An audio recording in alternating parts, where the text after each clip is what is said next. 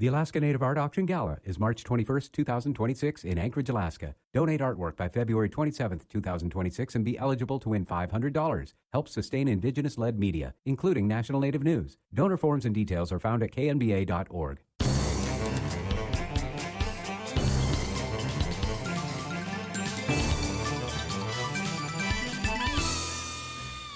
Welcome to Native America Calling. I'm Sean Spruce.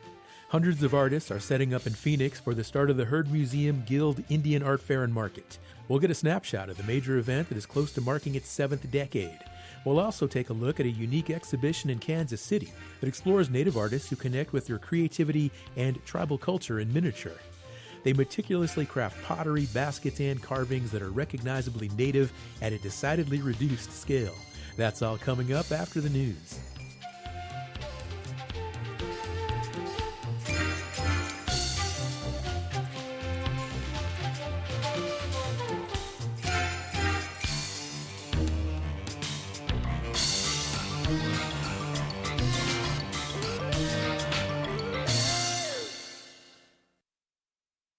This is National Native News. I'm Jill Freitas sitting in for Antonia Gonzalez. Cherokee Nation Principal Chief Chuck Hoskin Jr. is congratulating U.S. Senator Mark Wayne Mullen.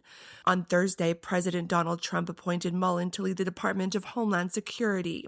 Mullen is Cherokee Nation and would reportedly be the first Native American to head the agency if confirmed. Hoskin, in a statement, said, having a Cherokee Nation citizen serve within the U.S. cabinet is a mark of high esteem for his tribe. Hoskin said the appointment reflects the resilience and leadership of Cherokee people. Arizona Humanities Council is once again teaming up with an indigenous nonprofit to organize an all-day celebration of a unique food from the Southwest.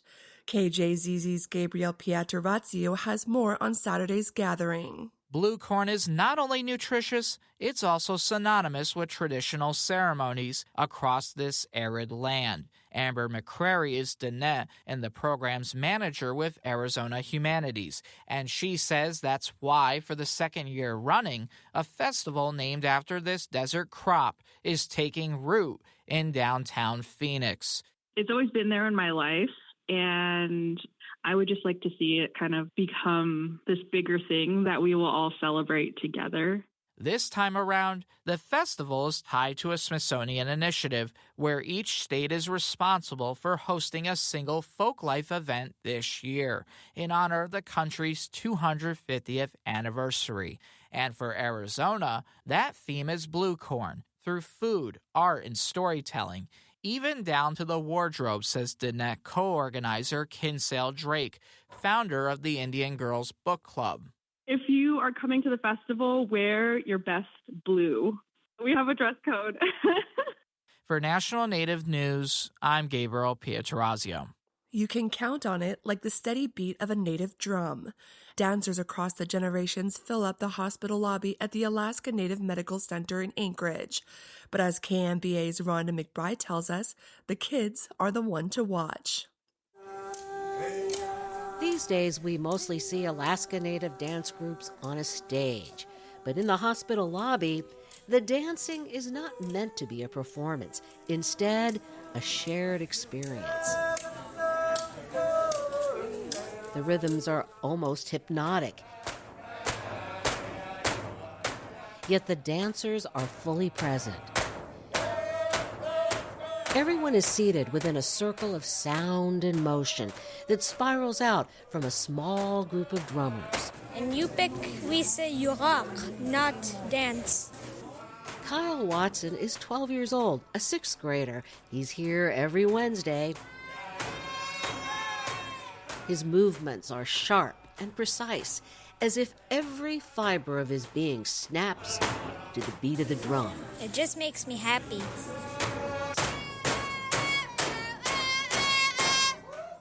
The excitement that comes out of Kyle's throat comes from way down deep. A throwback to a technique his ancestors used to excite the dancers and encourage them to pick up their pace.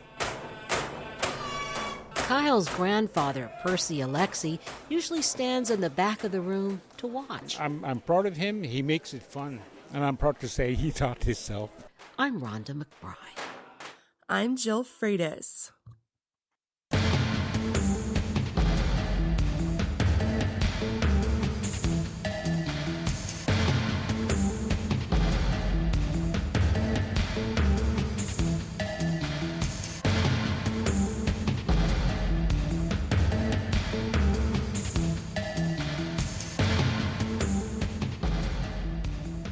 National Native News is produced by Koahnic Broadcast Corporation with funding by the Corporation for Public Broadcasting.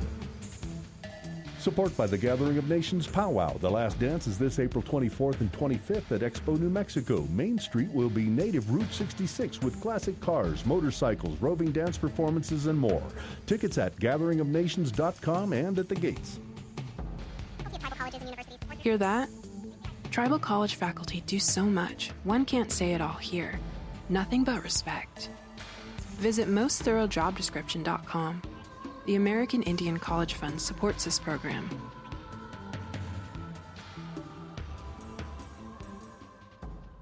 Native Voice One, the Native American Radio Network.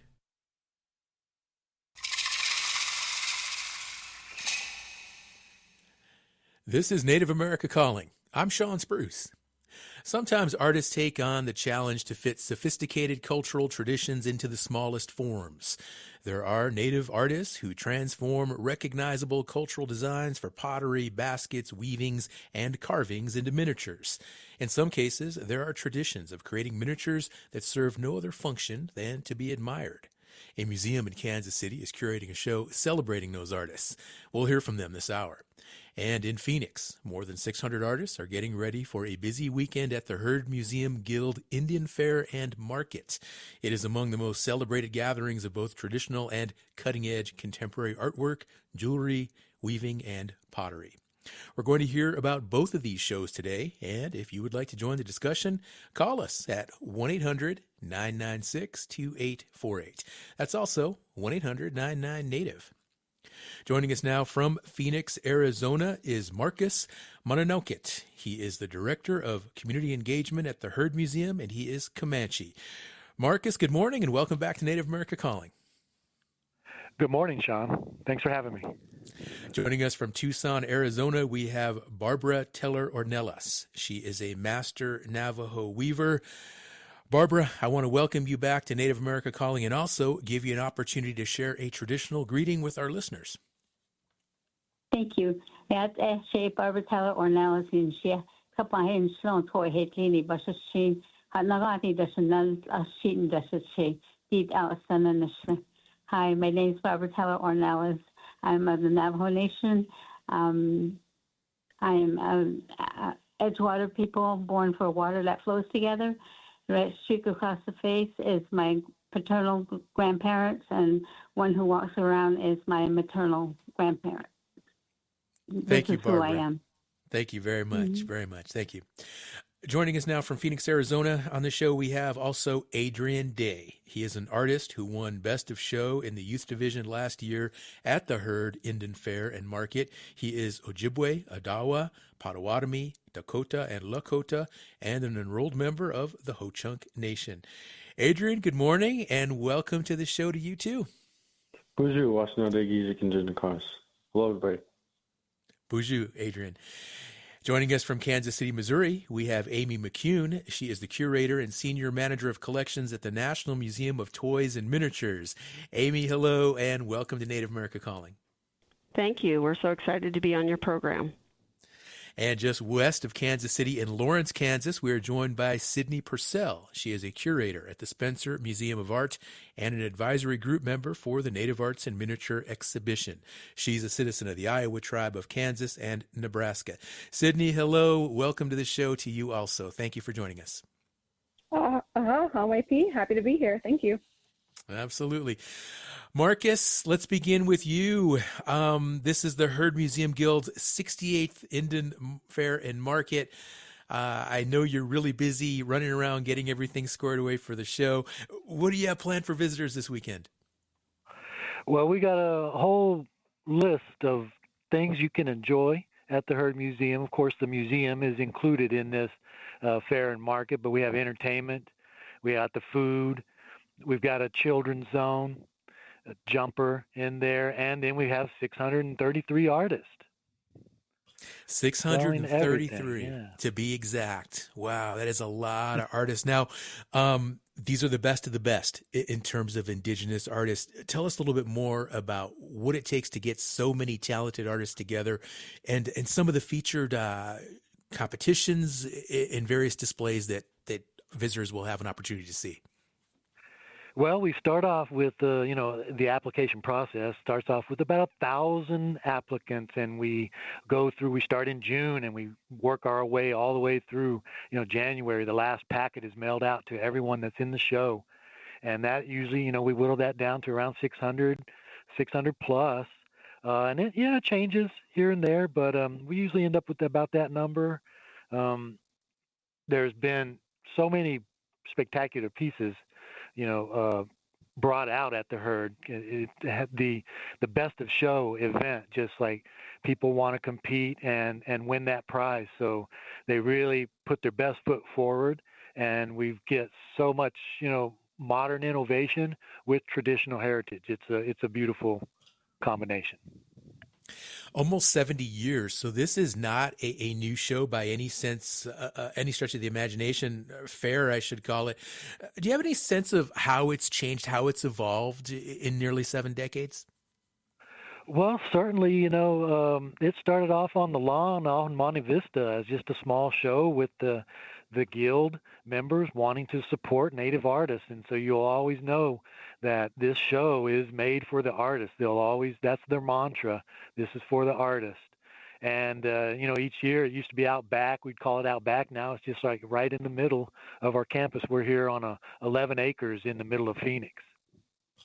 And what does it take to maintain relationships with so many artists and just make sure that they come back year after year after year? Well, they love the show, and it's about customer service and hospitality. I think that this show is really known for that. And communications, it's just trying to return phone calls. I get so many calls a day, and it's just trying to be polite and make it work for folks. So it's very, very much being empathetic to people's needs, because it means a lot to them.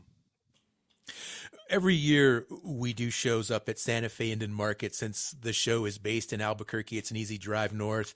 And of course, everyone knows how big a footprint Indian Market has there in the city of Santa Fe. It's a much smaller city than Phoenix. But how does this event track in a city the size of Phoenix with well over 1 million people? Well, it tracks quite well. Some of the people here indicated that over half of the artists make a significant amount of their yearly income at this one show. So we get about 17,000 visitors. So it really does have an economic impact on the entire city, with the hotels and all of the restaurants and everything else, And in addition to artists, who else comes to this fair? Do you have folks coming in from out of town, out of state, maybe even out of the country? Well, mostly artists from around the region, but we do have artists from across the country. We have some entertainers from the Southwest, and then Canada and Alaska. That's still U.S., but they come from a long ways, so it's an ordeal getting here, from Alaska and Canada. So, but they are here as well. Now, you also include juried competition. Tell me how competitive that part of the market has become over the years, and what are the different categories? It's extremely competitive here at the Herd Museum's juried competition. And the categories are, diverse arts, pottery, basketry, weavings, paintings, all of the sculpture, carvings, and so everybody's competing for that top prize, which is one of the top prizes in the nation for this type of an event. Now I'm looking at last year's winners, and I see Best of Show award went to the legendary potter from Acoma Pueblo, Rebecca Lucario. Tell me about some of the other big winners from last year. I'm not even tuned into that level of it. I manage them in their booth and around, but I know there's been some significant pieces made and brought out at that time. So it's always a great show to see new work. Absolutely. Well, I'm going to give you a little hint here, Marcus. One of the best of show winners from last year is on the show right now, Adrian Day, who won best of show last year there at the Herd. And Adrian, I want to ask you your piece that won best of show last year. It was titled Ho-Chunk Manapi. Tell our listeners about it and what it was like winning best of show there for the Youth Art Show. Well, I've done many pieces, but I kind of wanted this piece for my grandfather, my Choka Robert, and he was a veteran, and in Ho-Chunk language that Manape translates to soldier, and it was for him, and I just wanted to show in that woodland turban all our past ways and all that goodness. And then... Well, Adrian, you described this. I'm sorry. Go ahead, Adrian. Continue. Yeah. With like winning, it's always like a good thing for me, but it's kind of not my main goal. And I think with making all these pieces, I want to show how as young people we have to learn our ways, and just making these pieces so beautiful is what's kind of important to me, and to show everybody and kind of just have an outreach. And the winning is always a good thing, but I like the significance behind winning and maybe why I won and all that stuff. Right on, Adrian. Right on. We're going to have to take a short break. We'll come back. We'll continue this conversation. We have more guests on the show as well, more artists who are going to talk about their work.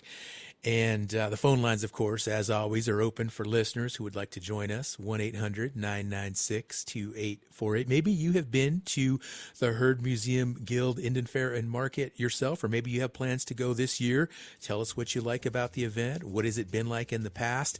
633 artists will be on display this weekend at the Herd Museum Guild Indian Fair and Market, Phoenix, Arizona. Stay with us. We'll be right back.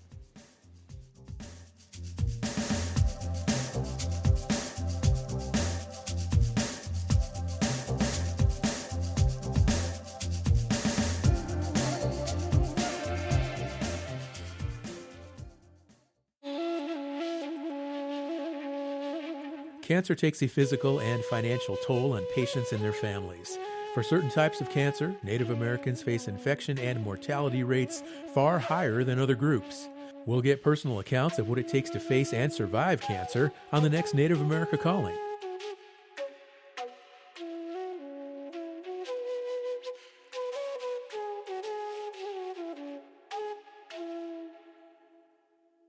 The Gathering of Nations Powwow's last dance takes place this April 24th and 25th at Expo, New Mexico. Reservations open now for RV and camper camping on the powwow grounds at Expo, New Mexico. Main Street will be native Route 66 with classic cars, motorcycles, roving dance performances, and more. See the outgoing of current Miss Indian World, Dania Wawasuk, Saturday, April 25th. Get your tickets at gatheringofnations.com and at the gates. Thank you for tuning in to Native America Calling today. We're talking about the Herd Museum's celebration of Native artists that begins tomorrow. In addition to a world-class art market, there are other events and attractions, and you can join this discussion. Just call us at 1-800-996-2848. 1-800-996-2848. Barbara Teller-Ornelas is another one of the featured artists, one of the 633 featured artists at the event this weekend in Phoenix. And Barbara, listeners, many of them will recognize your name as a renowned weaver, Navajo weaver. What is the lead up to the herd market like for you? Working 16-hour days. And just trying to put your best piece on the table for people to see. And it's a lot of hard work, but when you get there, it's really exciting. Do you have any special pieces for this year's fair and market? I've been making like real small pieces for the last few years, and this is the first time I've made a large piece in a long, long time. And so I'm really excited about how it does, and it's taking me a lot longer to weave because I'm getting older, but I just wanted to see how it's received and how people will feel about it, and I'm really excited about for people to see it. So, Barbara, how many years now have you been coming to the Herd Indian Fair and Market? And this is my 30th year. And you've seen it grow, I imagine, in 30 years. Yes, yeah. It's getting bigger every year, but the quality of the volunteers and the herd has never changed. It's always the same. They treat us like royalty. They cater to us, and it makes it comfortable for us to just concentrate on talking to our customers and our collectors, and we don't have to worry about things that are, the mechanics behind setting up a booth and all that stuff. The herd is always there to help us with that, and I'm very grateful for that. Now, as an artist, in a show like this, in a market like this, there's no middleman, there's no gallery that you're dealing with. It's just you working directly with the buyers, negotiating with people, meeting them face to face. Do you prefer that type of business as opposed to maybe going through a different show where you're dealing with middle people that are involved? Okay. I haven't dealt with middle people in probably 30 years. I've always gone direct. And so, but in my very, very early days, I had to deal with trading posts and galleries, and I prefer the one-on-one selling to my customers, the collectors.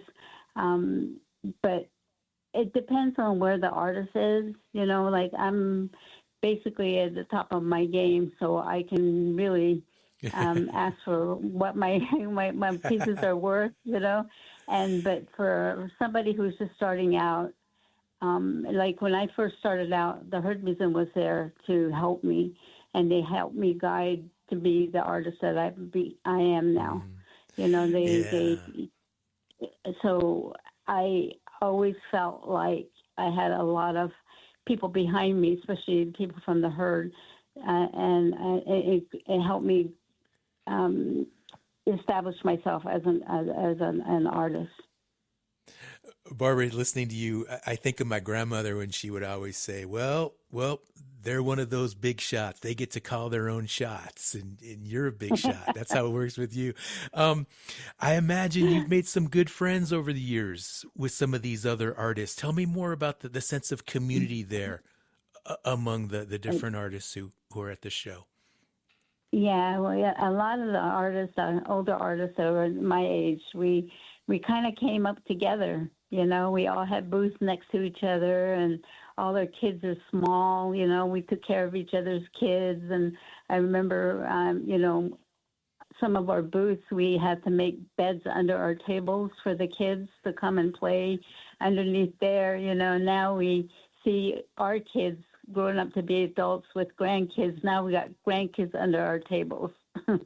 And, it's just a family event, we all get together. We don't see each other through the years unless we go to Indian Market, and we do a lot of catching up and stuff. So we kind of create our own artist families with each other and keep track of each other and really lift each other up to to help each other accomplish what we want to do.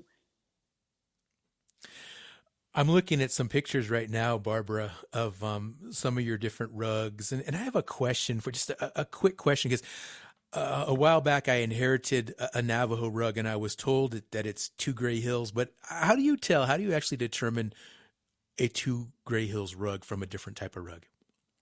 Okay, Two Gray Hills, a trading post where I was raised. My father was a trader there at Two Gray Hill Trading Post for over 35 years. And so to define a two gray, you have to have two diamonds, two patterns of diamonds in the weavings, and then it has to be earth colors, browns, black, white, grays, and then the patterns have to be really intricate. They do have some two grays with just a one diamond, but people from Two Gray always say, well, that person's not from Two Gray. And, but that's their interpretation of a Two Gray, but all is welcome. Everybody does, different styles and stuff. And I was raised at Two Gray Hill weaver, but I do other styles too, but I don't pretend to be from that area, but, I feel like I try to honor them by doing the best I can to represent what their patterns look like. And I'm sure a lot of the people who weave Two Gray Hills feel the same way. All right, Barbara, thank you. I'm going to take a closer look at that rug now, and maybe I'll be able to make a determination. I'm hoping it is a Two Gray Hills rug, but maybe not. I don't know. We'll find out. Adrian, I want to go back to you. Feel free to go ahead, Barbara. Feel free Can I send you a me picture? Photo and I'll let you know. Okay, that's what I'm going to do. Thank you. I'm glad you suggested that, so I didn't have to ask. Thank you, Barbara. Adrian, I want to go back to you because your piece that won Best of Show last year, Ho-Chunk Manapi, you described it as a woodland turban. So this is headwear that a Ho-Chunk person would wear. But again, since this is a radio show, could you describe what it looks like so people get a better understanding of this piece? Kind of a otter cap, like circular, and then at the back there's kind of describe it like a long triangle, but it's kind of the tail of the otter, we would say, and there's also a otter bag that's with the piece, and it has like a otter head on it also. So it kind of just all ties into that. It's beautiful. So, I can see a picture online. Beaded. Wow. Adrian, you're only 16 years old. How long have you been doing artwork like this? So I really started at the young age of 3, because I made this little thing for my mom, but I really got into serious beading and what I'd say better beading, and actually going to shows at 7, and I've been showing here for a long while. I actually don't know how long I've been showing here, but I'm glad to say I've got Best of Show 3 times all the years I've been here, and my parents started me out beading, and just the best examples I could have had for me to start beading, because they never really forced it on me, and I always just looked at them, got curious, and became the beater I am today. Oh, congratulations. 7 years old. You've been at it a long time, Adrian, and it really shows the talent that you have. The phone number for listeners who would like to join us now is 1-800-996-2848. And this is an art show. We're talking with Native artists and also folks who handle exhibitions and museum art shows. And it's a good conversation, and we do these shows periodically to keep people up to date on what's happening in the native art world. So for anyone who has a question, or maybe you have some insights to share with regard to what goes into being an artist that has pieces in big shows like this, you can join the conversation. The number's 1-800-996-2848. And with that, let's bring Amy McCune into the conversation now. She is the curator and senior manager of collections at the National Museum of Toys and Miniatures. She's in Kansas City, Missouri. And Amy, you've got a really exciting exhibit here. Now, I've seen miniatures before, mostly like Pueblo potteries and carvings, but I've never seen an exhibit that's dedicated specifically to this art form. How did you find all of these artists?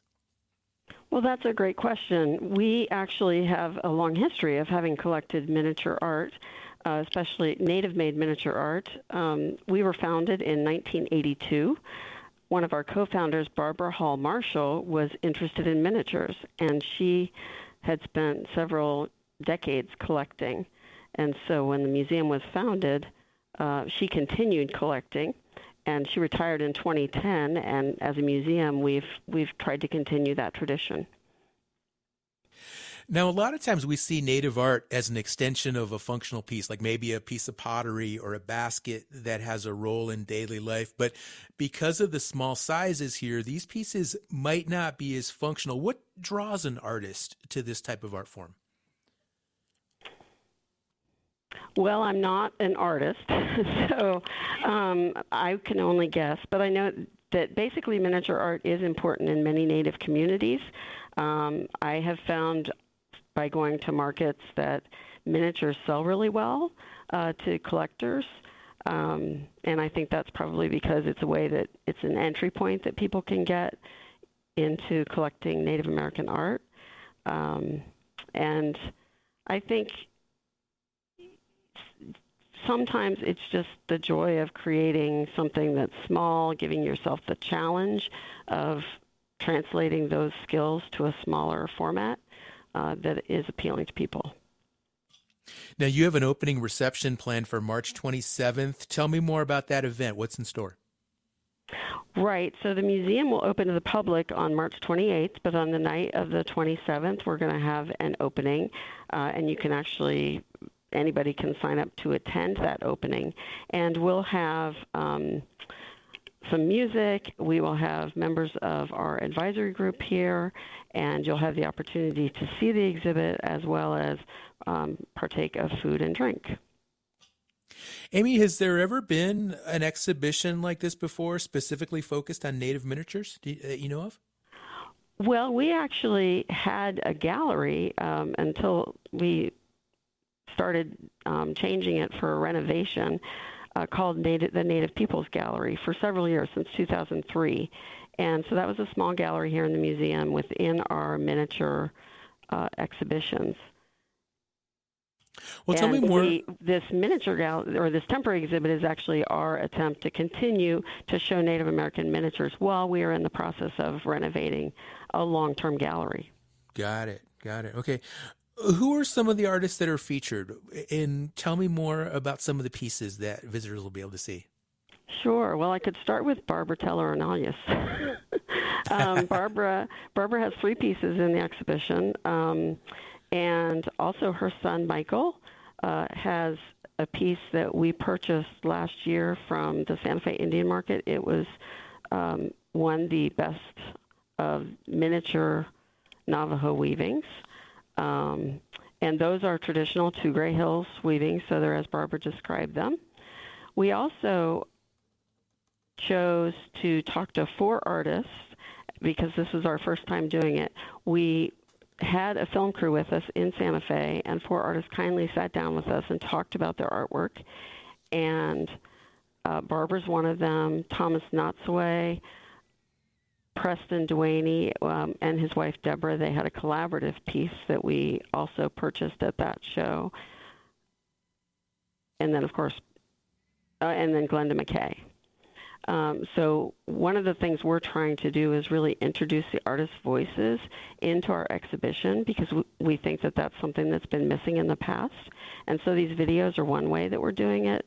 Another way is that we're asking artists who we didn't get a chance to interview if they can tell us what they would like our visitors to know about their artwork. And we have several artists that participated in that way, and we'll be presenting that information in the exhibition. The variety of artwork is huge. We have baskets, pottery, weavings, some sculptural pieces. Glenda McKay's piece is really, she has several pieces in the exhibition. She has a doll that is called La Look and is a seal hunter, as well as 2 baskets, a rain parka, and 2 masks, all in miniature. Yeah. This sounds so cool, so exciting. Thanks, Amy. Barbara, 3 pieces, 3 miniature rugs in this exhibit. Tell us about them.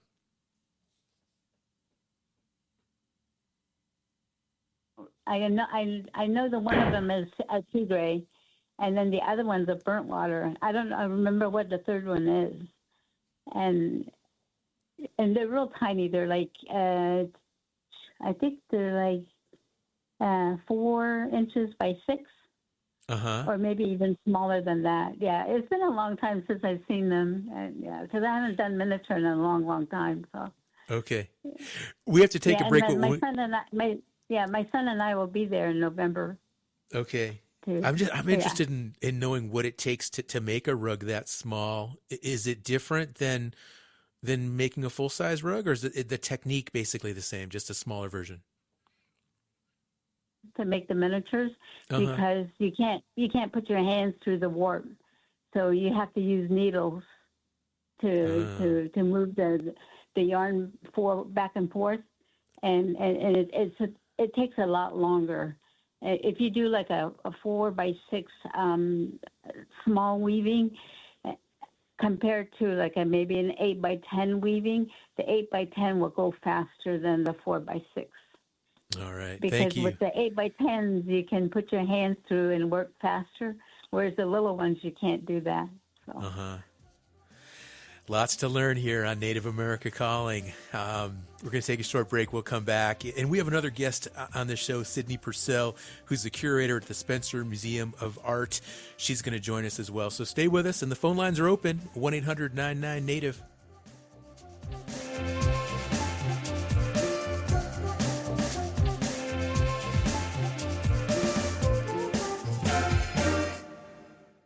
Tribal Development Partners, supporting tribal sovereignty through 105L leasing and essential infrastructure development. Tribal Development Partners will attend RES 2026 in booth 303 and are proud to support this show. Ready to expand your reach and inspire change? Kaufman & Associates crafts culturally grounded communication strategies for Native audiences. More at kaufmaninc.com, KAUFFMANINC.com. We're glad you're with us today on Native America Calling. I'm your host, Sean Spruce. We're getting a preview of 2 notable Native arts events. Among them is a collection of Native miniatures. Are you intrigued by the idea of miniature versions of Native artwork that you admire? If so, join this discussion. The number is 1-800-996-2848. Let's get some calls going. I want to hear from some listeners today. 1-800-99-NATIVE. Our next guest joins us from Lawrence, Kansas, Sydney Purcell. She's a curator at the Spencer Museum of Art, and she's also an advisory group member for the Native Arts and Miniature Exhibition. Sydney, there's also traditional miniatures. Can you talk about them? What are some traditional forms that you see? Yeah, I mean, the exhibition's definitely heavy on the Southwest, so there's going to be a lot of pottery, plates, bowls, vases, a lot of basketry. I was really impressed by the variety of baskets that the Toy and Miniature Museum was able to acquire for this exhibition. So there's baskets made of quills and birch bark and horsehair and sweetgrass and pine needles and baleen from Wales and hemp and corn. There was just so much variety of basketry. I was really impressed. There's also a lot of storyteller figures that are really important to Native communities for, telling those traditions and those stories that they have. And of course, we've already talked about the various weavings that are in the exhibition as well. What types of buyers do you see attracted to miniatures? And I'm just curious, I imagine they don't cost any less than a full-size piece, do they? That I don't know. I wasn't a part of the purchasing for this exhibition, so I imagine that some of the miniatures might be less expensive. And I think that one of the reasons natives have produced miniatures over time is for the tourist market as souvenirs. So when someone's, taking a trip to the Southwest, they might not be able to bring home a large pot with them, but they could bring home a smaller pot. So I think a lot of the creation of some of these miniatures, I think there were different historical reasons, but more contemporarily, it has been to sell them and for the market. Now, right now on our website at nativeamericacalling.com, we have a photo of one of the pieces. It's a small pot by a Laguna artist. His name is Thomas Natsue, and it's less than an inch tall. I mean, this is a really, really small piece of pottery. What are some other pieces that really stand out to you, Sydney? Some of my favorite ones, there's some miniature totem poles, and I think Amy already mentioned the walrus gut parka. I loved to see our Native Alaskan representation in this exhibition. So I think the parka is one of my favorites, as well as the baleen woven basket. And I really like, there's a ceramic skateboard deck in the exhibition, which is really important for showing that we are contemporary living cultures to have. And it very much looks like one of those little ones that you played with, or I used to play with when I was a child, but it's made out of ceramics. And I think it's by it's a Southwestern artist, maybe Acoma. Sydney, how do you folks decide what actually qualifies as a miniature piece? Because, I mean, like this piece of pottery we just described, that's an inch tall, but, there are some pieces of pottery that are just really small. So do you have like a ruler or how do you determine, okay, this is officially a miniature and we're going to display it, as opposed to, oh, that's just a small picture or that's just a small piece of pottery? Yes, these were some of the discussions actually had as an advisory group with the curators of the exhibition. There's a specific definition when it comes to fine scale miniatures in the miniature portion of the museum, and it's usually a 1:12 ratio. So you're making it 1/12 the scale as the original object.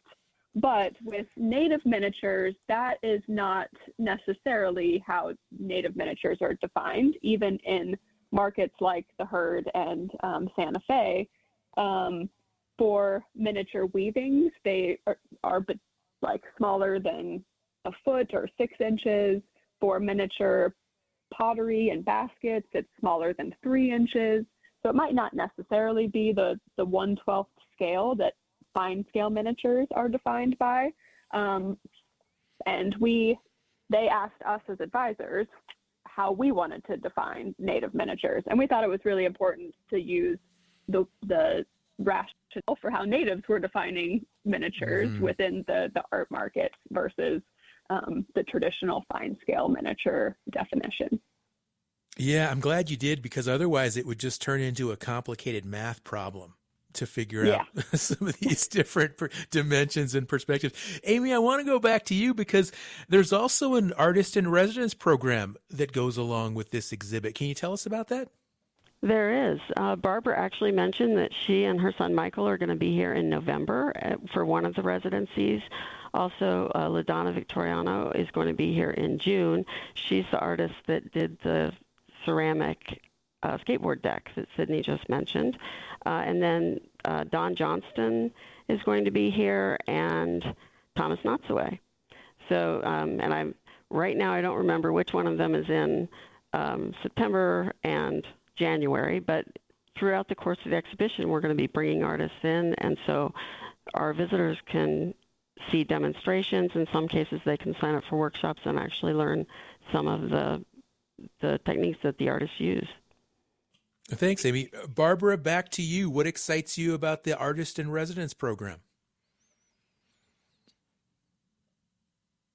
my son, because they invited him, and then I'm an add along. But I'm really excited. I would love to see the museum and see my pieces, because I haven't seen them in a long, long time. And I'm really excited about what we're going to be doing there.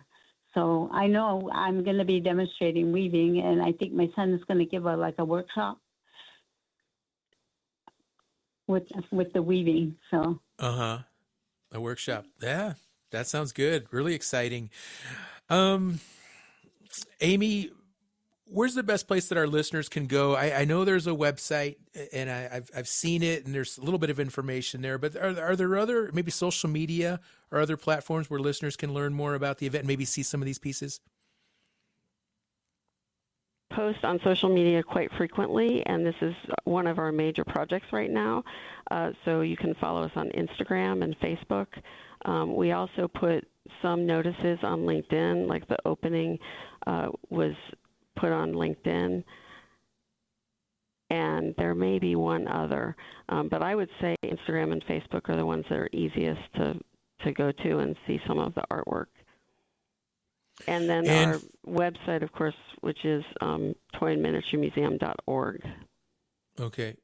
And outside of the exhibition, what are some other events or just ongoing things that you have going on at the museum there? It's just so intriguing. Yes. Museum of Toys and Miniatures. We have some really fabulous exhibits of both toys and miniatures. We have all of our miniatures exhibited on the first floor and all of our toys on the second floor. And the toy collection actually dates from, we have a doll as early as circa 1690 all the way up to something that was made just a couple of years ago.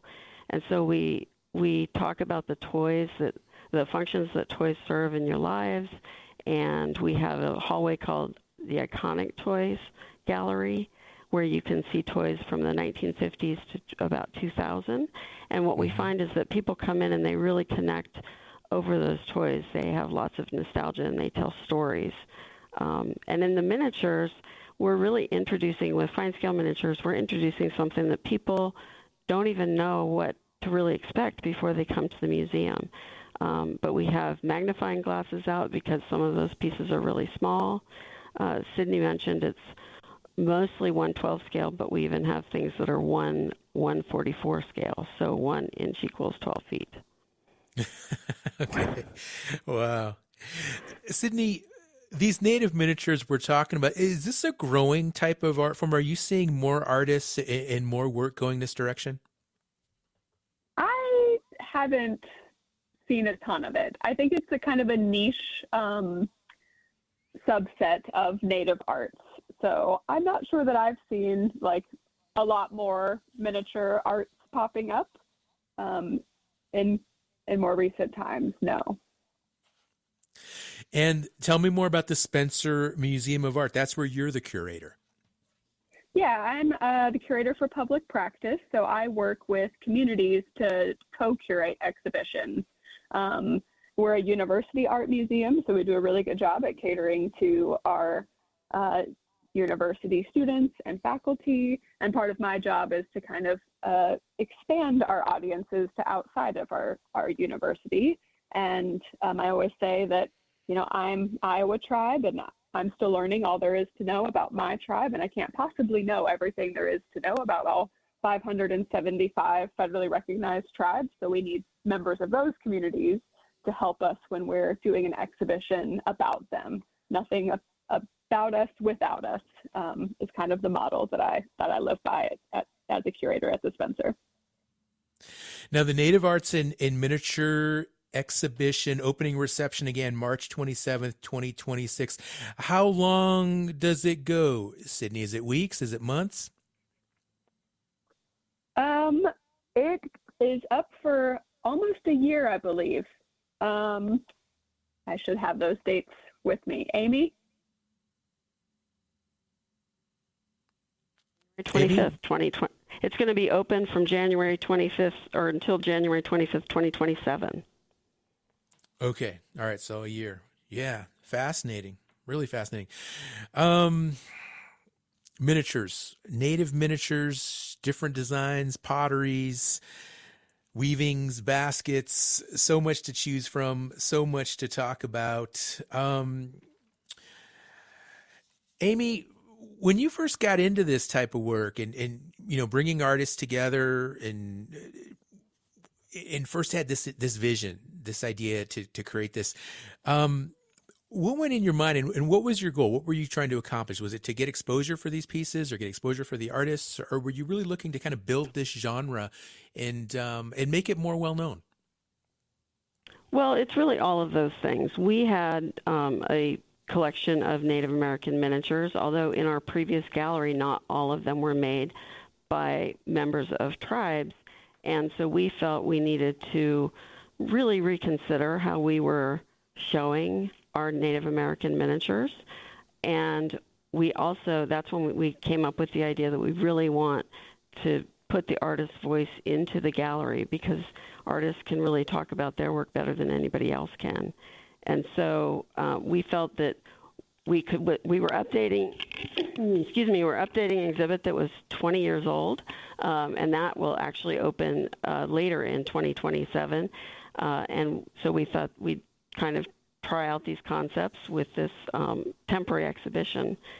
Sydney did mention that we have a lot of Southwestern pieces, and that's true, but we've really tried to look beyond that as well, as we've been intentionally collecting things over the last few years to be able to do this exhibition and have people really see themselves in the museum.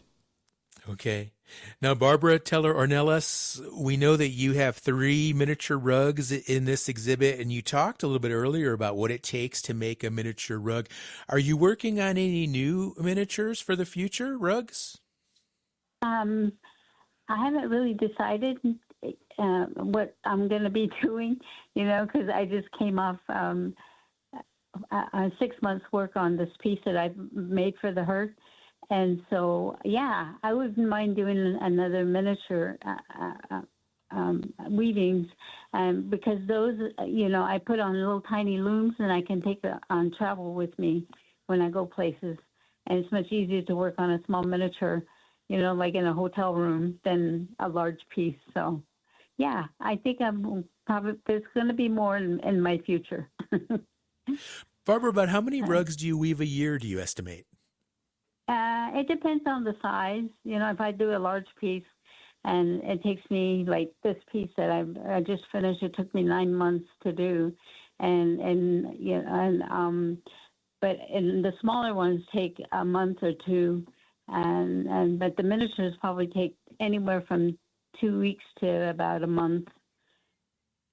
And do you do all the weaving yourself, or does your son, or do you have other helpers? No, it's just me. Mm-hmm. Yeah, I do all my own work. So, yeah. And then my son does all his own work. I help him, spin some wool and stuff, but he's learning how to do that. So pretty soon that part of my job will be his. So. All right. Well, we're running out of time here, folks. We're going to have to wrap up this discussion, but this has been really, really fun talking to these different artists and curators and Native art enthusiasts, learning about these shows. Again, a show at the Herd Museum this weekend in Phoenix, Arizona, and also the exhibit of miniatures in Kansas City, Missouri. If you'd like to learn more about some of these events or just listen to a rebroadcast of this show, go to our website, nativeamericacalling.com. And like I said, we've got pictures up as well, at least one picture that you can look at of a miniature piece of pottery. And big thanks, of course, to the guests who joined us on the show today, Marcus Mononaukit, Barbara Teller Ornelas, Adrian Day, Amy McCune, and Sydney Purcell. We'll be back again on Monday, and we will hear from people about their journeys to battle and beat cancer. Our executive producer is Art Hughes. Our producers are Andy Murphy, Sol Traverso, and Joe Thompson. Marino Spencer is the engineer with help this week from Roman Garcia. Sho McPolin is the digital producer. Nola Daves Moses is the distribution director. Bob Peterson is the network manager for Native Voice One. Antonia Gonzalez is the anchor for National Native News. Clifton Chadwick is our National Underwriting Sales Director. Charles Sather is our Chief Operations Officer. The President and CEO of Quantic Broadcast Corporation is Jacqueline Salee. Have a safe weekend. I'm Sean Spruce.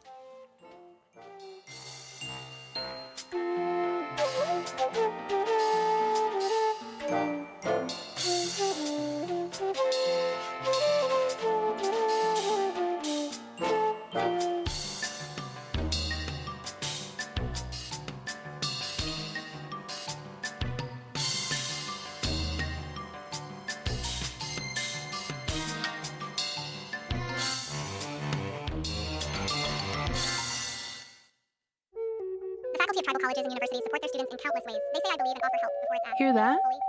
That's everything tribal college faculty do for their students on Fast Forward. Because if one tried to say it in real time, they'd be here all day. They teach, guide, comfort, and connect. And for that, the community is grateful. Learn more at mostthoroughdjobdescription.com. The American Indian College Fund supports this program. They give extensions, cheer progress, share laughter, create calm, and allow reflection. They inspire hope, share wisdom, guide gently, validate healing. Who protects Indian country? Amerind does. As the only 100% tribally owned insurance carrier, Amerind helps strengthen tribal communities by providing reliable insurance coverage and keeping dollars in Indian country. From property and liability to commercial auto and tribal workers' compensation, Amerind is here to protect what matters. Celebrating 40 years of serving Indian country.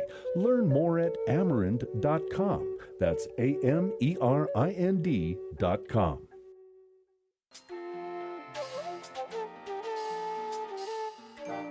Native America Calling is produced in the Annenberg National Native Voice Studios in Albuquerque, New Mexico by Quantic Broadcast Corporation, a Native nonprofit media organization. Funding is provided by the Corporation for Public Broadcasting with support from the Public Radio Satellite Service. Music is by Brent Michael Davids. Native Voice One, the Native American Radio Network.